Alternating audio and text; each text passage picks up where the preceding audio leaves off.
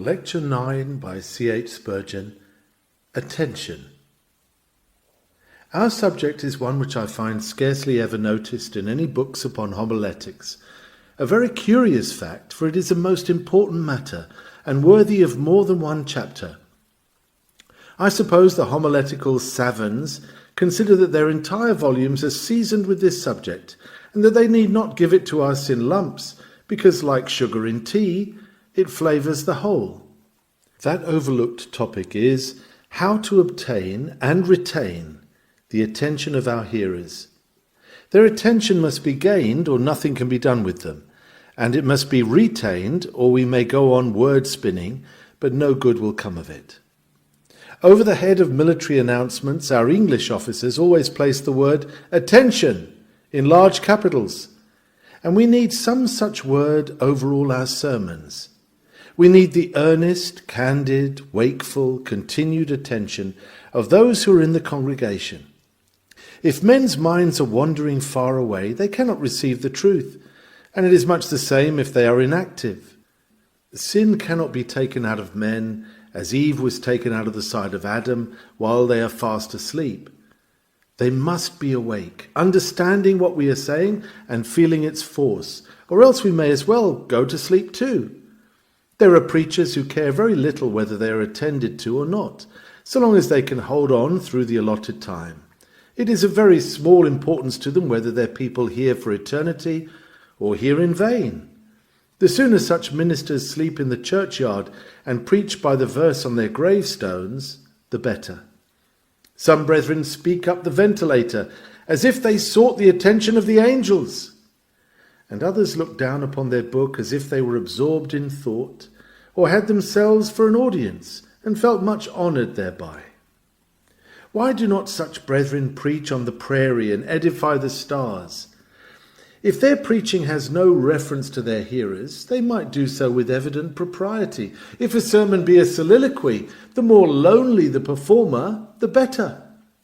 To a rational preacher, and all are not rational, it must seem essential to interest all his audience, from the eldest to the youngest.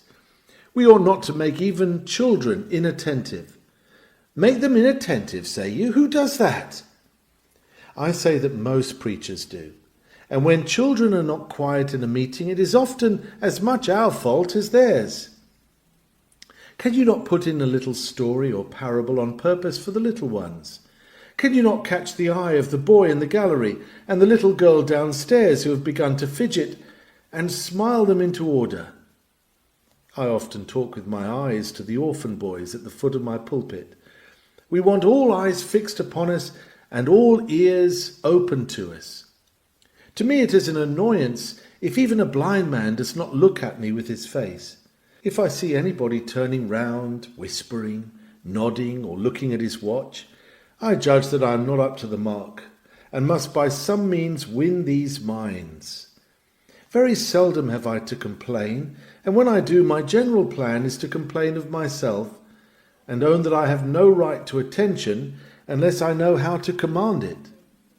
Now there are some congregations whose attention you do not readily gain. They do not care to be interested. It is useless to scold them. That will be like throwing a bush at a bird to catch it. The fact is that in most cases there is another person whom you should scold, and that is yourself. It may be their duty to attend, but it is far more your duty to make them do so.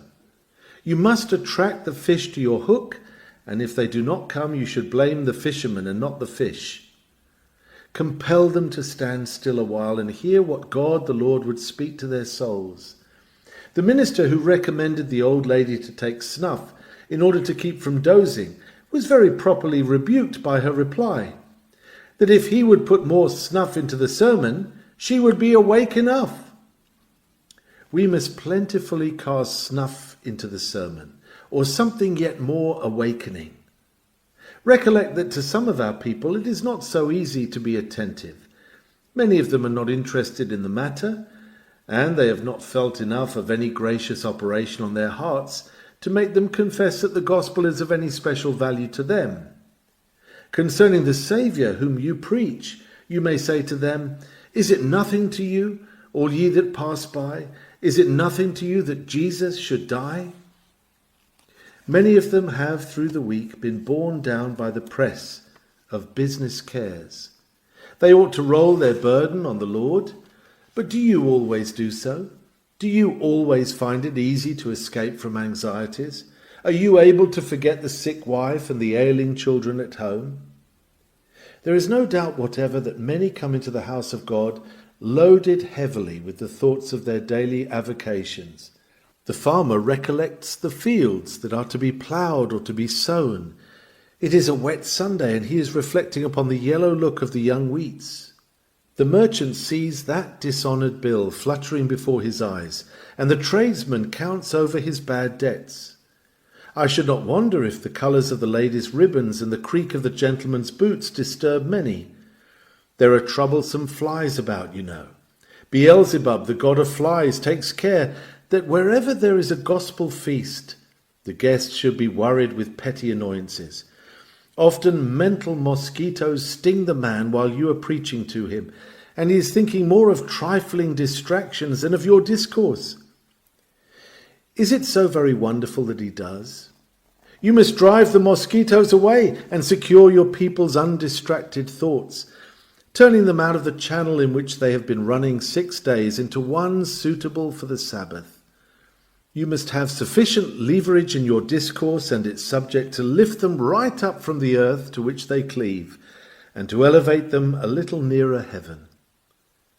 Frequently it is very difficult for congregations to attend because of the place and the atmosphere. For instance, if the place is like this room at present, sealed against the pure air, with every window closed, they have enough to do to breathe and cannot think of anything else.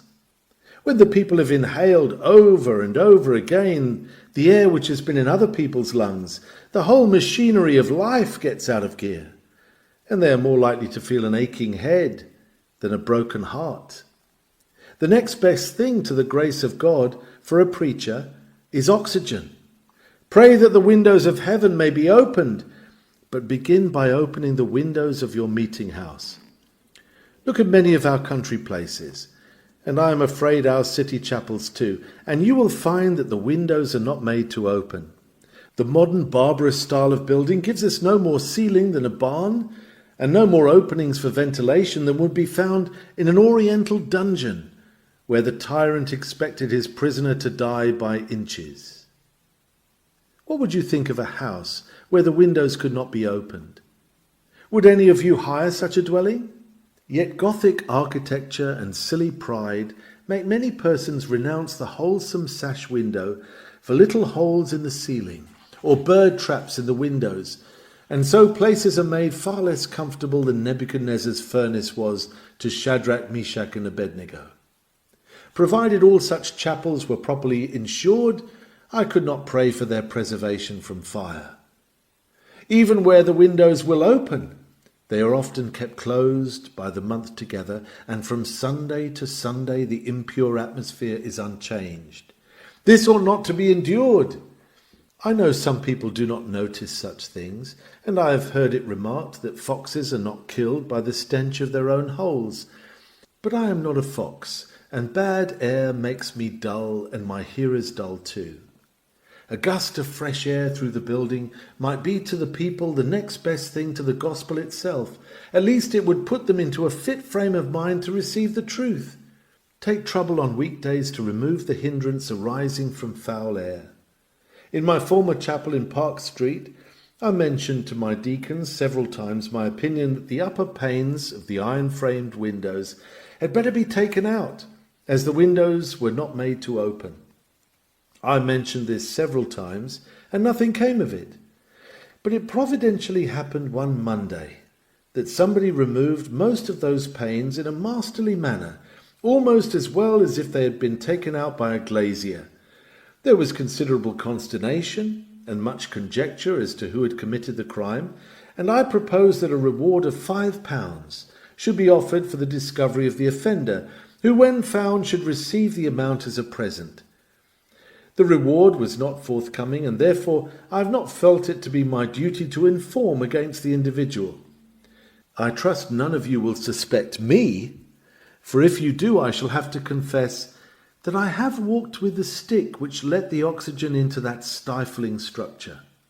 Sometimes the manners of our people are inimical to attention. They are not in the habit of attending. They attend the chapel, but do not attend to the preacher. They are accustomed to look round at everyone who enters the place, and they come in at all times, sometimes with much stamping, squeaking of boots, and banging of doors. I was preaching once to a people who continually looked round, and I adopted the expedient of saying, "Now, friends, as it is so very interesting to you to know who comes in, and it disturbs me so very much for you to look round, I will, if you like, describe each one as he comes in, so that you may sit and look at me and keep up at least a show of decency." I described one gentleman who came in, who happened to be a friend, whom I could depict without offence, as a very respectable gentleman who had just taken his hat off, and so on. And after that one attempt, I found it was not necessary to describe any more, because they felt shocked at what I was doing, and I assured them that I was much more shocked that they should render it necessary for me to reduce their conduct to such an absurdity. It cured them for the time being, and I hope forever, much to their pastor's joy. We will now suppose that this is set right. You have let the foul air out of the place and reformed the manners of the people. What next? In order to get attention, the first golden rule is always to say something worth hearing. Most persons possess an instinct which leads them to desire to hear a good thing. They have a similar instinct also, which you had better take note of, namely that which prevents their seeing the good of attentively listening to mere words. It is not a severe criticism to say that there are ministers whose words stand in a very large proportion to their thoughts. In fact, their words hide their thoughts, if they have any. They pour out heaps of chaff, and perhaps there may be somewhere or other an oat or two, but it would be hard to say where. Congregations will not long attend to words, words, words, words, and nothing else. Amongst the commandments I am not aware of one which runs thus, "Thou shalt not be verbose," but it may be comprehended under the command, "Thou shalt not steal," for it is a fraud upon your hearers to give them words instead of spiritual food. In the multitude of words there wanteth not sin, even in the best preacher. Give your hearers something which they can treasure up and remember, something likely to be useful to them. The best matter from the best of places, solid doctrine from the divine word. Give them manna fresh from the skies, not the same thing over and over again in the same form ad nauseam, like workhouse bread cut into the same shape all the year round. Give them something striking, something that a man might get up in the middle of the night to hear, and which is worth his walking 50 miles to listen to. You are quite capable of doing that. Do it, brethren. Do it continually, and you will have all the attention you can desire. Let the good matter which you give them be very clearly arranged. There is a great deal in that. It is possible to heap up a vast mass of good things all in a muddle. Ever since the day I was sent to shop with a basket and purchased a pound of tea, a quarter of a pound of mustard, and 3 pounds of rice, and on my way home saw a pack of hounds and felt it necessary to follow them over hedge and ditch, as I always did when I was a boy, and found when I reached home that all the goods were amalgamated, tea, mustard, and rice, into one awful mess. I have understood the necessity of packing up my subjects in good stout parcels, bound round with the thread of my discourse, and this makes me keep to firstly, secondly, and thirdly, however unfashionable that method may now be. People will not drink your mustard tea, nor will they enjoy muddled-up sermons in which you cannot tell head from tail, because they have neither, but are like Mr. Bright's Skye Terrier, whose head and tail were both alike. Put the truth before men in a logical, orderly manner, so that they can easily remember it, and they will the more readily receive it. Be sure, moreover, to speak plainly, because however excellent your matter, if a man does not comprehend it, it can be of no use to him. You might as well have spoken to him in the language of Kamchatka as in your own tongue, if you use phrases that are quite out of his line, and modes of expression which are not suitable to his mind. Go up to his level if he is a poor man. Go down to his understanding if he is an educated person. You smile at my contorting the terms in that manner, but I think there is more going up in being plain to the illiterate than there is in being refined for the polite. At any rate, it is the more difficult of the two, and most like the Saviour's mode of speech. It is wise to walk in a path where your auditors can accompany you, and not to mount the high horse and ride over their heads. Our Lord and Master was the King of preachers, and yet he never was above anybody's comprehension, except so far as the grandeur and glory of his matter were concerned. His words and utterances were such that he spake like the Holy Child Jesus. Let your hearts indite a good matter, clearly arranged and plainly put, and you are pretty sure to gain the ear, and so the heart. Attend also to your manner of address.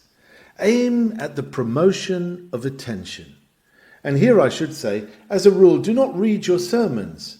There have been a few readers who have exercised great power, as, for instance, Dr. Chalmers, who could not have had a more attentive audience had he been extemporizing. But then I do not suppose that we are equal to Dr. Chalmers. Men of such eminence may read if they prefer it, but for us there is a more excellent way. The best reading I have ever heard has tasted of paper and has stuck in my throat. I have not relished it, for my digestion is not good enough to dissolve foolscap. It is better to do without the manuscript, even if you are driven to recite. It is best of all if you need neither to recite nor to read. If you must read, mind that you do it to perfection. Be the very best of readers, and you had need to be if you would secure attention. Here let me say, if you would be listened to, do not extemporize in the emphatic sense, for that is as bad as reading, or perhaps worse, unless the manuscript was written extemporaneously, without previous study. Do not go into the pulpit and say the first thing that comes to hand, for the uppermost thing with most men is mere froth. Your people need discourses which have been prayed over and laboriously prepared. People do not want raw food. It must be cooked and made ready for them. We must give out of our very souls, in the words which naturally suggest themselves, the matter which has been as thoroughly prepared by us as it possibly could have been by a sermon writer. Indeed, it should be even better prepared if we would speak well. The best method is, in my judgment, that in which the man does not extemporize the matter, but extemporizes the words. The language comes to him at the moment, but the theme has been well thought out, and like a master in Israel, he speaks of that which he knows and testifies of what he has seen. In order to get attention, make your manner as pleasing as it can possibly be. Do not, for instance, indulge in monotones. Vary your voice continually. Vary your speed as well. Dash as rapidly as a lightning flash, and anon travel forward in quiet majesty. Shift your accent, move your emphasis, and avoid sing-song. Vary the tone, use the bass sometimes, and let the thunders roll within. At other times speak as you ought to do generally, from the lips, and let your speech be conversational. Anything for a change. Human nature craves for variety, and God grants it in nature, providence, and grace. Let us have it in sermons also. I shall not, however, dwell much upon this, because preachers have been known to arouse and sustain attention by their matter alone, when their mode of speech has been very imperfect. If Richard Sibbes, the Puritan, were here this afternoon, I would guarantee him fixed attention to anything he had to say, and yet he stammered dreadfully. One of his contemporaries says he sibilated, he lisped and hissed so much. We need not look far for instances in modern pulpits, for there are too many of them.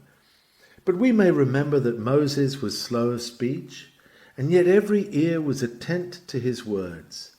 Probably Paul also laboured under a similar infirmity, for his speech was said to be contemptible. Of this, however, we are not sure, for it was only the criticism of his enemies. Paul's power in the churches was very great, and yet he was not always able to maintain attention when his sermon was long, for at least one hearer went to sleep under him with serious result. Manner is not everything. Still, if you have gathered good matter, it is a pity to convey it meanly. A king should not ride in a dust cart. The glorious doctrines of grace should not be slovenly delivered. Right royal truths should ride in a chariot of gold. Bring forth the noblest of your milk-white steeds, and let the music sound forth melodiously from the silver trumpets as truth rides through the streets. If people do not attend, do not let them find excuses in our faulty utterance. If, however, we cannot mend in this respect, let us be the more diligent to make up for it by the richness of our matter. And on all occasions, let us do our very best. As a rule, do not make the introduction too long. It is always a pity to build a great porch to a little house. An excellent Christian woman once heard John Howe, and as he took up an hour in his preface, her observation was that the dear good man was so long a time in laying the cloth that she had lost her appetite. She did not think there would be any dinner after all. Spread your table quickly and have done with the clatter of the knives and the plates. You may have seen a certain edition of Doddridge's Rise and Progress of Religion in the Soul, with an introductory essay by John Foster. The essay is both bigger and better than the book, and deprives Doddridge of the chance of being read. Is not this preposterous? Avoid this error in your own productions. I prefer to make the introduction of my sermon very like that of the town crier, who rings his bell and cries, oh yes, this is to give notice," merely to let the people know that he has news for them and wants them to listen. To do that, the introduction should have something striking in it. It is well to fire a startling shot as the signal gun to clear the decks for action. Do not start at the full pitch and tension of your mind, but yet in such way that all will be led to expect a good time. Do not make your exordium a pompous introduction into nothing, but a step to something better still. Be alive at the very commencement. In preaching, do not repeat yourselves. I used to hear a divine who had a habit, after he had uttered about a dozen sentences, of saying, "As I have already observed," or "I repeat what I before remarked." Well, good soul, as there was nothing particular in what he had said, the repetition only revealed the more clearly the nakedness of the land. If it was very good, and you said it forcibly, why go over it again? And if it was a feeble affair, why exhibit it a second time? Occasionally, of course, the repetition of a few sentences may be very telling. Anything may be good occasionally, and yet be very vicious as a habit. Who wonders that people do not listen the first time when they know it is all to come over again? Yet further, do not repeat the same idea over and over again in other words. Let there be something fresh in each sentence. Be not forever hammering away at the same nail. Yours is a large Bible. Permit the people to enjoy its length and breadth. And brethren, do not think it necessary or important every time you preach to give a complete summary of theology or a formal digest of doctrines after the manner of Dr. Gill. Not that I would discredit or speak a word against Dr. Gill. His method is admirable for a body of divinity or a commentary, but not suitable for preaching. I know a divine whose sermons, whenever they are printed, read like theological summaries, more fitted for a classroom than for a pulpit. They fall flat on the public ear. Our hearers do not want the bare bones of technical definition, but meat and flavour. Definitions and differences are all very well, but when they are the staple of a sermon, they remind us of the young man whose discourse was made up of various important distinctions.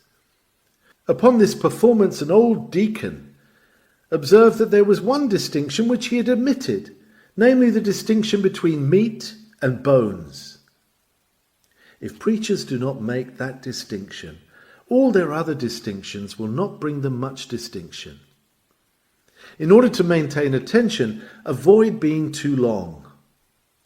An old preacher used to say to a young man who preached an hour, "My dear friend, I do not care what else you preach about, but I wish you would always preach about 40 minutes. We ought seldom to go much beyond that, 40 minutes, or say 3/4 of an hour. If a fellow cannot say all he has to say in that time, when will he say it? But somebody said he liked to do justice to his subject. Well, but ought he not to do justice to his people, or at least to have a little mercy upon them, and not keep them too long? The subject will not complain of you, but the people will. In some country places, in the afternoon especially, the farmers have to milk their cows, and one farmer bitterly complained to me about a young man, I think from this college. 'Sir, he ought to have given over at 4 o'clock, but he kept on till 1:30, and there were all my cows waiting to be milked. How would he have liked it if he had been a cow?' There was a great deal of sense in that question. The Society for the Prevention of Cruelty to Animals ought to have prosecuted that young sinner. How can farmers hear to profit when they have cows on the brain? The mother feels morally certain during that extra 10 minutes of your sermon that the baby is crying or the fire is out, and she cannot and will not give her heart to your ministrations. You are keeping her 10 minutes longer than she bargained for, and she looks upon it as a piece of injustice on your part. There is a kind of moral compact between you and your congregation that you will not weary them more than an hour and a half, and if you keep them longer, it amounts to an infraction of a treaty and a piece of practical dishonesty of which you ought not to be guilty. Brevity is a virtue within the reach of all of us. Do not let us lose the opportunity of gaining the credit which it brings. If you ask me how you may shorten your sermons, I should say study them better. Spend more time in the study that you may need less in the pulpit. We are generally longest when we have least to say. A man with a great deal of well-prepared matter will probably not exceed 40 minutes. When he has less to say, he will go on for 50 minutes. And when he has absolutely nothing, he will need an hour to say it in. Attend to these minor things and they will help to retain attention. If you want to have the attention of your people, to have it thoroughly and always, it can only be accomplished by their being led by the Spirit of God into an elevated and devout state of mind. If your people are teachable, prayerful, active, earnest, devout, they will come up to the house of God on purpose to get a blessing.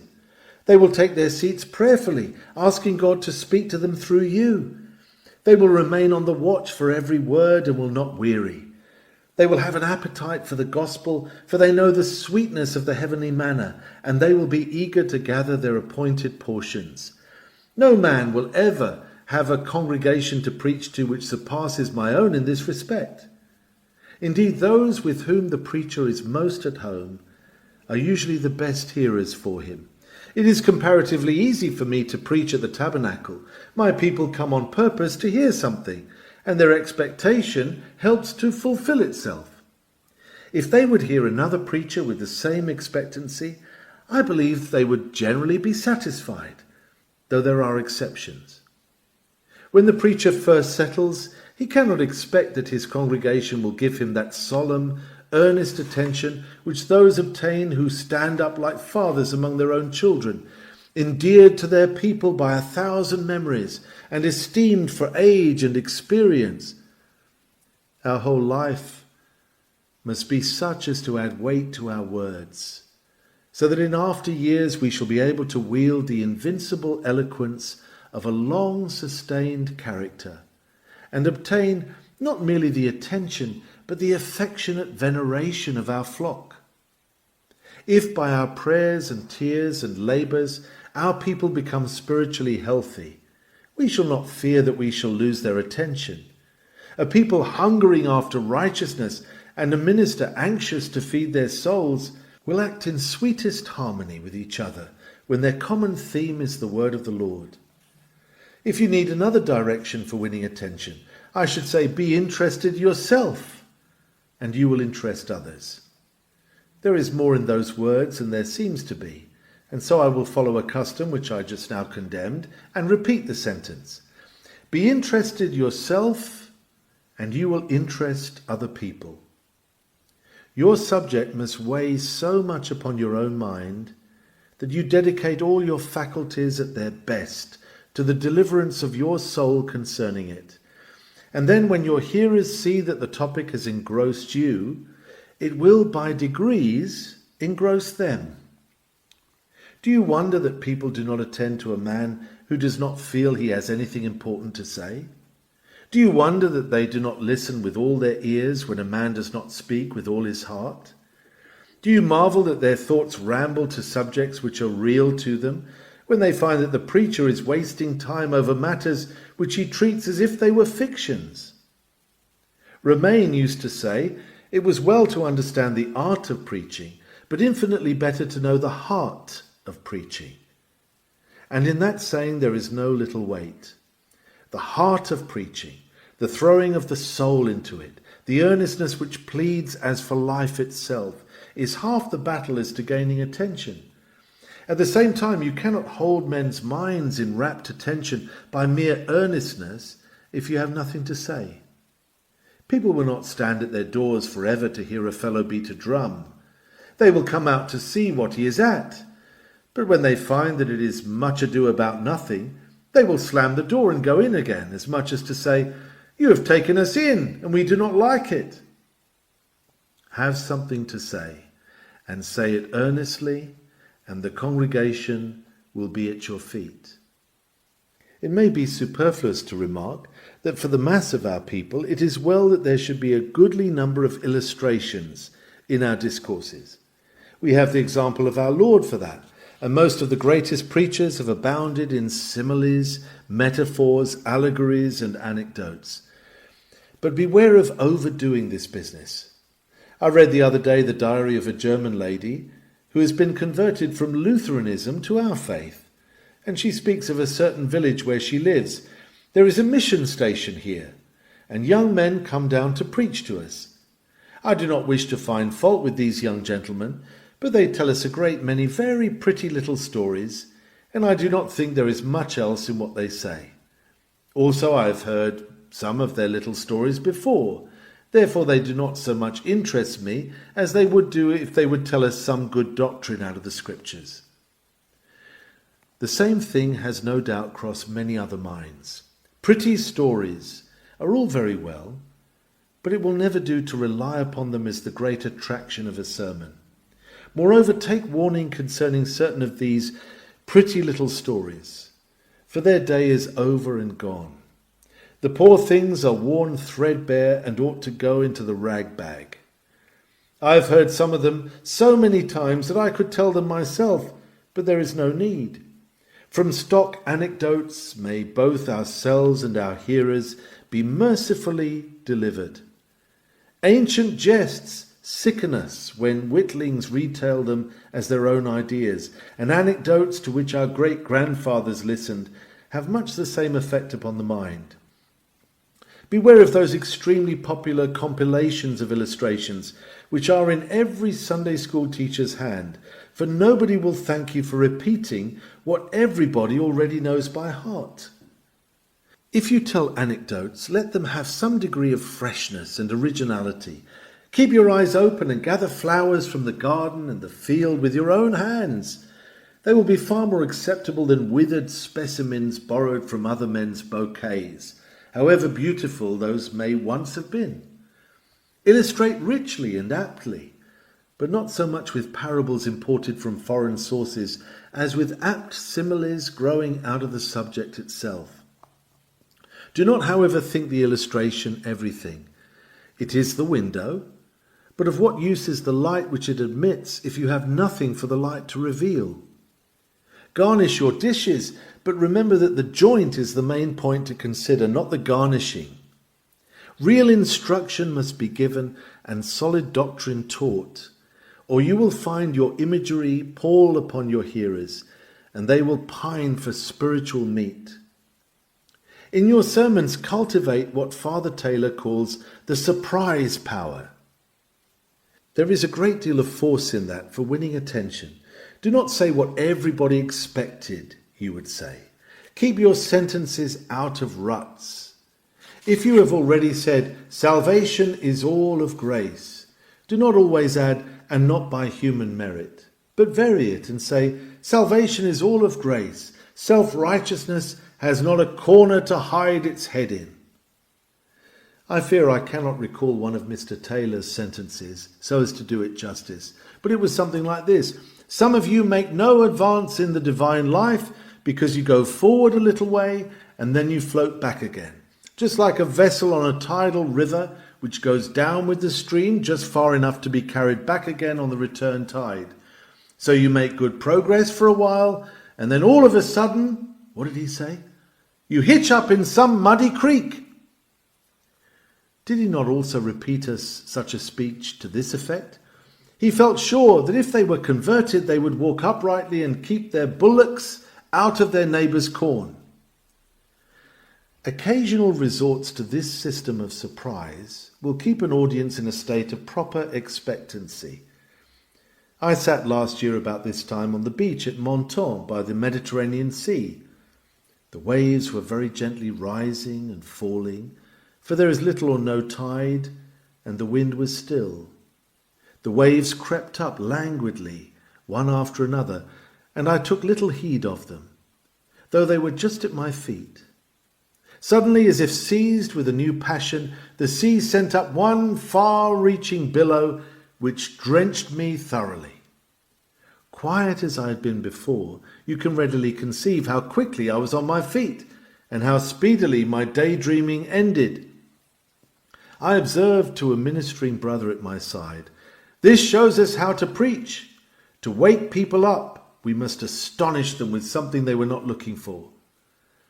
Brethren, take them at unawares. Let your thunderbolt drop out of a clear sky.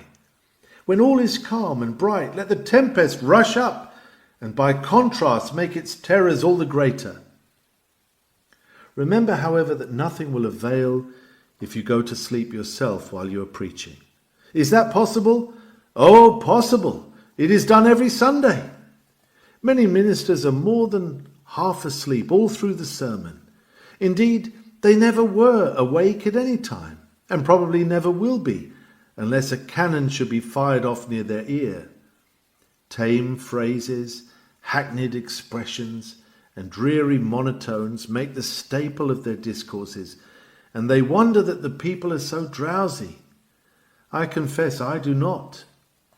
A very useful help in securing attention is a pause. Pull up short every now and then, and the passengers on your coach will wake up. The miller goes to sleep while the mill wheels revolve.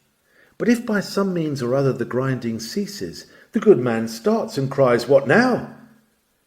On a sultry summer's day, if nothing will keep off the drowsy feeling, be very short, sing more than usual, or call on a brother or two to pray. A minister who saw that the people would sleep sat down and observed, "I saw you were all resting, and I thought I would rest too." Andrew Fuller had barely commenced a sermon when he saw the people going to sleep. He said, "Friends, friends, friends, this won't do. I have thought sometimes when you were asleep that it was my fault, but now you are asleep before I begin, and it must be your fault. Pray wake up and give me an opportunity of doing you some good." Just so. Know how to pause. Make a point of interjecting arousing parentheses of quietude. Speech is silver, but silence is golden when hearers are inattentive. Keep on with commonplace matter and monotonous tone, and you are rocking the cradle, and deeper slumbers will result. Give the cradle a jerk, and sleep will flee. I suggest again that in order to secure attention all through a discourse, we must make the people feel that they have an interest in what we are saying to them. This is in fact a most essential point, because nobody sleeps while he expects to hear something to his advantage. I have heard of some very strange things, but I never did hear of a person going to sleep while a will was being read in which he expected a legacy. Neither have I heard of a prisoner going to sleep while the judge was summing up and his life was hanging in jeopardy. Self-interest quickens attention. Preach upon practical themes, pressing, present, personal matters, and you will secure an earnest hearing. It will be well to prevent attendants traversing the aisles to meddle with gas or candles, or to distribute plates for collections, or to open windows. Deacons and sextons trotting over the place are a torture never to be patiently endured, and should be kindly but decidedly requested to suspend their perambulations. Late attendance also needs remedying, and our gentlest reasonings and expostulations must be brought to bear upon it. I feel sure that the devil has a hand in many disturbances in the congregation which jar upon our nerves and distract our thoughts. The banging of a pew door, the sharp fall of a stick on the floor, or the cry of a child are all convenient means in the hands of the evil one for hindering us in our work. We may therefore very justifiably beg our people to preserve our usefulness from this class of assaults. I gave you a golden rule for securing attention at the commencement, namely, always say something worth hearing. I will now give you a diamond rule and conclude. Be yourself clothed with the Spirit of God, and then no question about attention or non-attention will arise. Come fresh from the closet and from communion with God to speak to men for God with all your heart and soul, and you must have power over them. You have golden chains in your mouth which will hold them fast. When God speaks, men must listen. And though he may speak through a poor, feeble man like themselves, the majesty of the truth will compel them to regard his voice. Supernatural power must be your reliance. We say to you, perfect yourselves in oratory. Cultivate all the fields of knowledge. Make your sermon mentally and rhetorically all it ought to be. You ought to do no less in such a service. But at the same time remember, it is not by might nor by power that men are regenerated or sanctified, but by my Spirit, saith the Lord. Are you not conscious sometimes of being clad with zeal as with a cloak, and filled to the full with the Spirit of God? At such times you have had a hearing people, and ere long a believing people. But if you are not thus endowed with power from on high, you are to them no more than a musician who plays upon a goodly instrument or sings a sweet song with a clear voice, reaching the ear but not the heart. If you do not touch the heart, you will soon weary the ear. Clothe yourself then with the power of the Spirit of God, and preach to men as those who must soon give an account, and who desire that their account may not be painful to their people and grievous to themselves, but that it may be to the glory of God. Brethren, may the Lord be with you, while you go forth in his name and cry, He that hath ears to hear, let him hear. Amen.